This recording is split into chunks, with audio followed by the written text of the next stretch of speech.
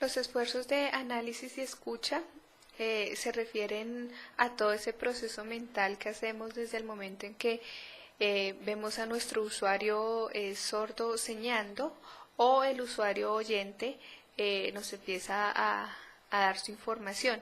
Desde ese momento el cerebro empieza a transformar esos movimientos o esos ruidos en palabras, empezamos a darle un significado, a buscar vocabulario, a colocarlo en un contexto, a tener en cuenta la entonación de voz o los gestos de la persona. Todo eso empezamos a analizarlo y hacemos de eso todo un proceso. Considero que en el centro de relevo pues tiene un grado de dificultad mayor, ya que no hay un tiempo previo para poder tener una idea de qué es lo que necesita el usuario. Entonces sí genera algo de estrés, esos segundos que tal vez uno se demora en identificar el contexto o a quién le está hablando o sobre qué tiempo se está hablando, si en pasado, en presente, en futuro. Todo eso genera un poquito de estrés, pero en el momento en que ya logras establecer estos aspectos, entonces ya pues la carga se hace un poco más suave y podemos continuar con el proceso que ya sería el de la memoria a corto plazo, que es el que mi compañera les va a explicar. De los esfuerzos de Guillet se encuentra el de la memoria a corto plazo, que es la que generalmente utilizamos nosotros mientras estamos interpretando. ¿De qué se trata este esfuerzo? Bueno, es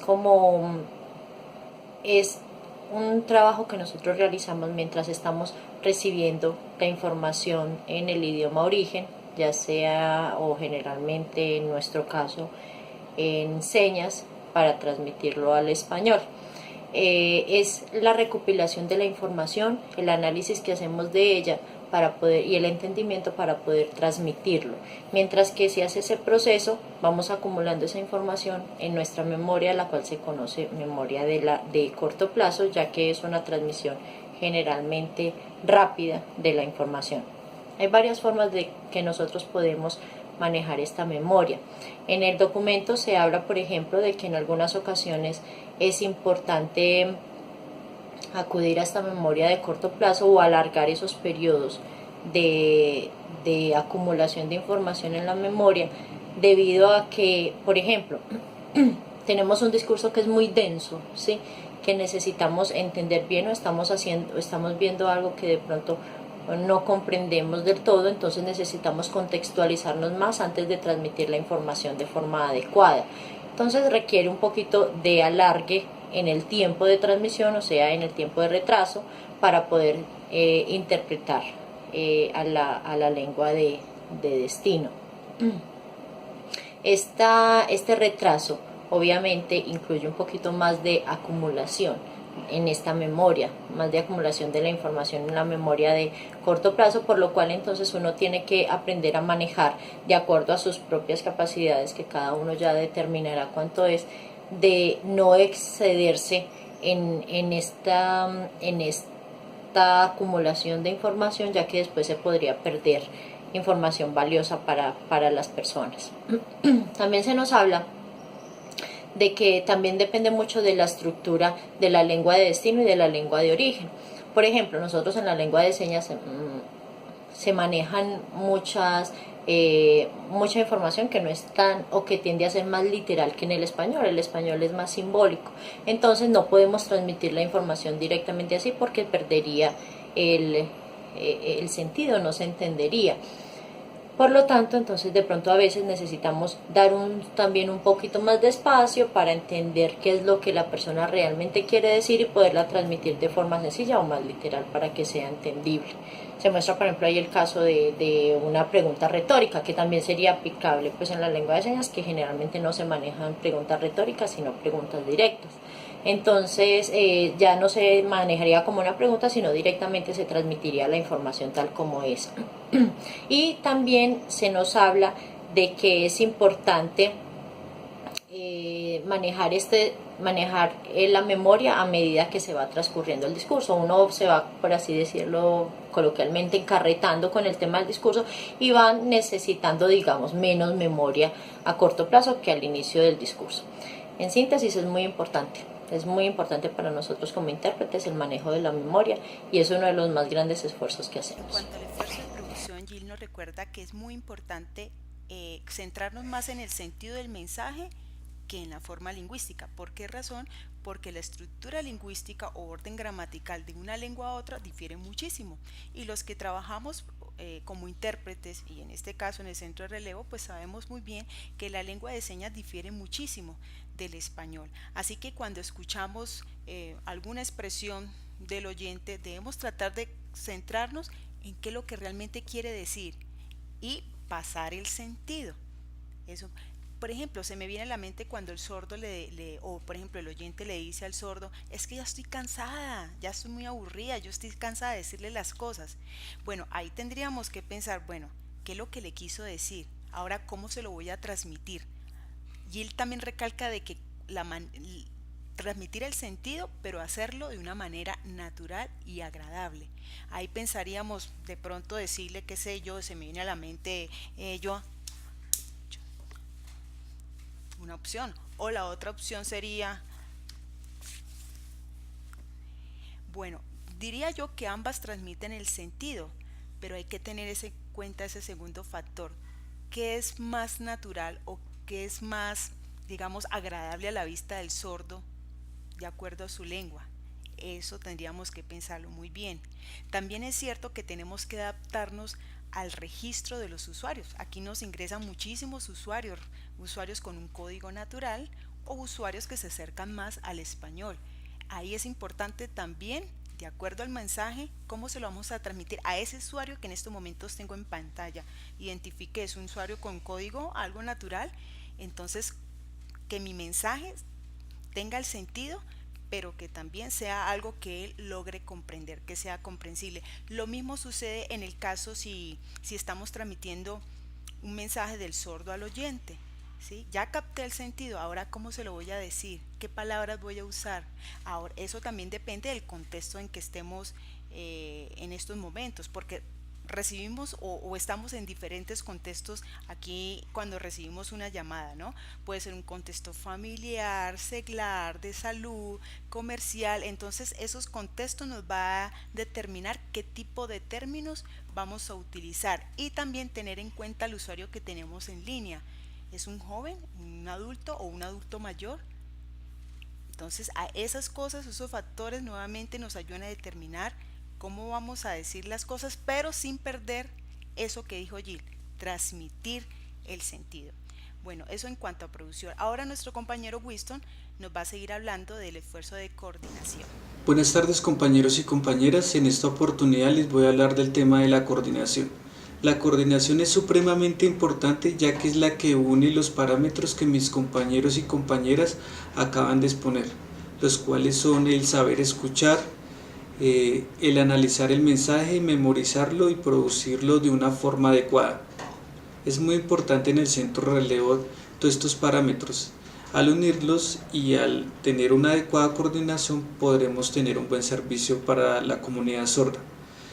En el centro de relevo, durante la llamada, teniendo una efectiva coordinación, se refleja desde el principio, teniendo los protocolos adecuados que se requieren de bienvenida del centro de relevo, tipificar y diligenciar bien el servicio de llamadas de ciudad de destino, ciudad de origen, diligenciarlo de una forma correcta, tener en cuenta el tiempo, que es importante, sin perder de vista al usuario, al sordo, ya que es muy importante también saber de que todos nuestros sentidos tienen que estar alerta para que podamos producir todo lo que se quiere, lo que nos están transmitiendo.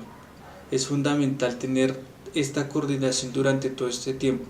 La coordinación también significa que en el momento en que no entendamos el mensaje o vocabulario, podamos preguntarle de una forma estratégica al sordo para poder continuar y que nuestro mensaje sea el asertivo. Es muy importante. Al Al finalizar también tenemos que tener en cuenta el protocolo de despedida y ya pues podemos tener una buena coordinación durante el servicio de la llamada. Todo esto es muy importante tenerlo en cuenta, ya que si creamos este hábito y este orden y esta secuencia, podremos crear una habilidad y una buena coordinación en nuestro trabajo. Muchas gracias.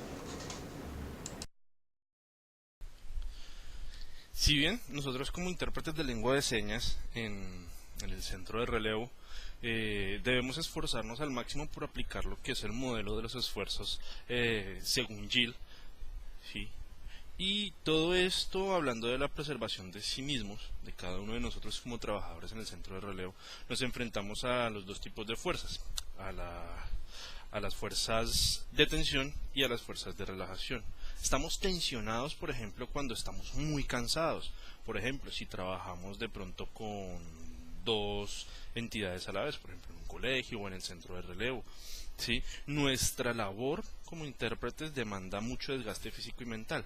El exceso de trabajo, si no descansamos, pues va a haber falta de sueño. Eso puede afectar nuestro desempeño en el centro de relevo. También, por ejemplo, el estrés, cuando nosotros nos enfrentamos externamente a problemas, situaciones difíciles, o incluso cuando estamos en el turno de trabajo, nos enfrentamos con problemas técnicos, con fallas en el sistema, la red, la señal. Todo eso nos puede estresar y de cierta manera causar afecciones a nuestro proceso de interpretación. Si también de pronto si no estamos interactuando adecuadamente con la persona, si es de un carácter difícil, o si por ejemplo la información es tan densa que es muy difícil de manejarla, ¿sí? En contraparte a esta fuerza de tensión está la fuerza de relajación. Sí, dentro de esta está, por ejemplo, lo que es el descanso. Es todo lo contrario a lo que hablé anteriormente. Si, por ejemplo, vemos nosotros que el centro de relevo es muy consciente de ello y, por ejemplo, acomoda los turnos para que haya una buena rotación de intérpretes. Dentro de nuestros turnos tenemos 10 minutos de break cada hora. Sí, y fuera de eso están muy pendientes de lo que son nuestras pausas activas, el estiramiento, el calentamiento antes y durante de nuestro turno de trabajo. Además de eso también, para entrar a turno es importante que estemos de cierta manera relajados, ¿sí? En una buena condición, y para eso hay actividades que podemos realizar de manera externa, lecturas, escuchar música, comer bien, dormir bien, practicar deporte. Son prácticas sanas que nos ayudan a desempeñarnos de mejor manera, ¿sí? Y aparte de eso, como entidad, por ejemplo, el centro de relevo nos estimula, ¿sí? Nos paga puntuales, tiene reconocimientos verbales cuando nos califican, el desempeño, reconocimientos materiales, la motivación que tenemos nosotros de manera personal es muy importante también, entrar motivados a nuestro turno, desempeñarnos de muy buena manera, ¿sí? Todo este tipo de fuerzas relajantes son muy importantes y es destacable que tengamos que interiorizarlas y poderlas apropiar, ¿sí?